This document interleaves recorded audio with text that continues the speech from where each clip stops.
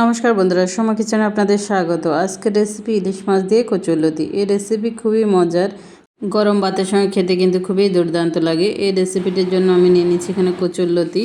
এখন কড়াইতে পরিমাণ মতো জল দিয়ে আমি কচুরলতিটাকে ভাপিয়ে নেব।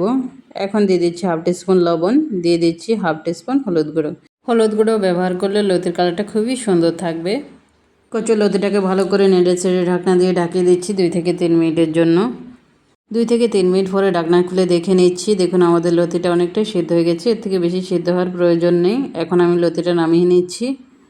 এখন এখানে বন্ধুরা আমি 2টো ইলিশ মাছের মাথা নিয়ে নিচ্ছি, দিয়ে দিচ্ছি হাফ টিস্পুন লবণ, দিয়ে দিচ্ছি হাফ টিস্পুন হলুদ গুঁড়ো।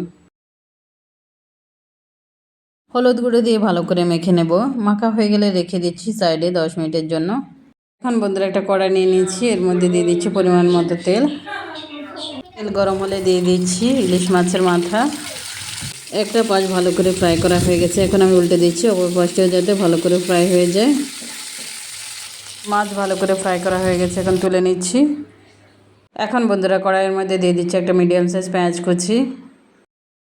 পেঁয়াজ কুচি ভালো করে নেড়ে চেড়ে মিশিয়ে 1 মিনিট ফ্রাই করে নেব। এরপর দিয়ে দিচ্ছি হাফ টিস্পুন রসুন বাটা। রসুন বাটাও ভালো করে ফ্রাই করে নেব নেড়ে চেড়ে। এখন দিয়ে দিচ্ছি সামান্য পরিমাণে লবণ। আমি এখানে খুব বেশি লবণ ব্যবহার করছি না, কারণ আমি লতি সিদ্ধ করার সময় লবণ দিয়েছিলাম, মাছ ভাজার সময় লবণ ব্যবহার করেছিলাম, এর জন্য এখানে কম ব্যবহার করছি। এখন দিয়ে দিচ্ছি হাফ টিস্পুন হলুদ গুঁড়ো, দিয়ে দিচ্ছি 1 টিস্পুন লঙ্কা গুঁড়ো, দিয়ে দিচ্ছি হাফ টিস্পুন জিরা গুঁড়ো। সমস্ত মশলা ভালো করে নেড়ে চেড়ে মিশিয়ে নেব। মশলাটি যাতে পুড়ে না যায় এর জন্য দিয়ে দিচ্ছি সামান্য পরিমাণে জল।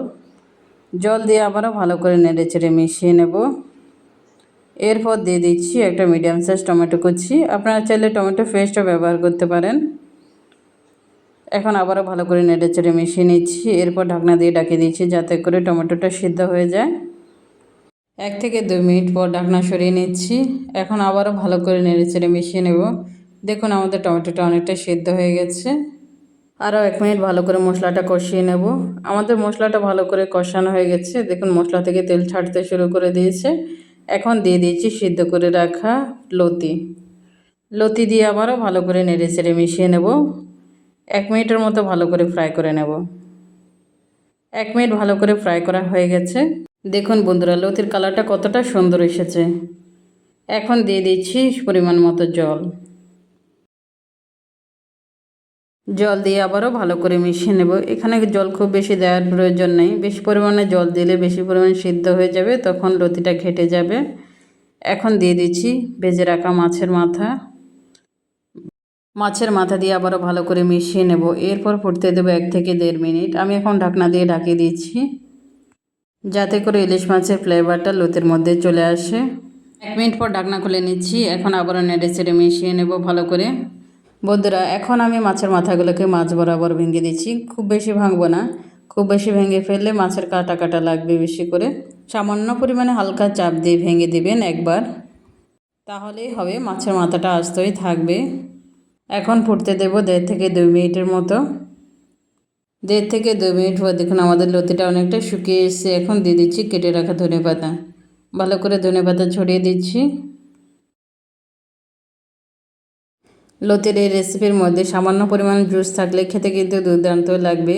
ঠান্ডা হয়ে গেলে কিন্তু জুসটা অনেকটাই কমে যাবে, খুব বেশি থাকবে না। আমি এই পর্যায়ে গ্যাসের ওভেনটা বন্ধ করে দেব। আপনাদের জুস পছন্দ না হলে আর একটু শুকিয়ে নিতে পারেন, এতে কোনো সমস্যা নেই, কিন্তু জুস থাকলে খেতে মজাই লাগবে। এখন ঢাকনা দিয়ে 5 মিনিট রেখে দিচ্ছি, তারপর আমি আপনাদেরকে পরিবেশন করে দেখাবো। গরম গরম ভাতের সঙ্গে পরিবেশন করবেন, খুবই দুর্দান্ত লাগবে। আশা করি আমার রেসিপিটি আপনাদের ভালো লাগবে। যদি ভালো লেগে থাকে অবশ্যই বাড়িতে একবার ট্রাই করে দেখতে পারেন। আমার চ্যানেলে নতুন বন্ধু হয়ে থাকলে চ্যানেলটি অবশ্যই সাবস্ক্রাইব করে দেবেন, আর পাশে থাকা বেল আইকনে অবশ্যই প্রেস করে দেবেন। আমি যখনই চ্যানেলে নতুন কোনো ভিডিও আপলোড করব সর্বপ্রথম আপনাদের কাছে পৌঁছে যাবে। ধন্যবাদ সবাইকে ভিডিওটি দেখার জন্য।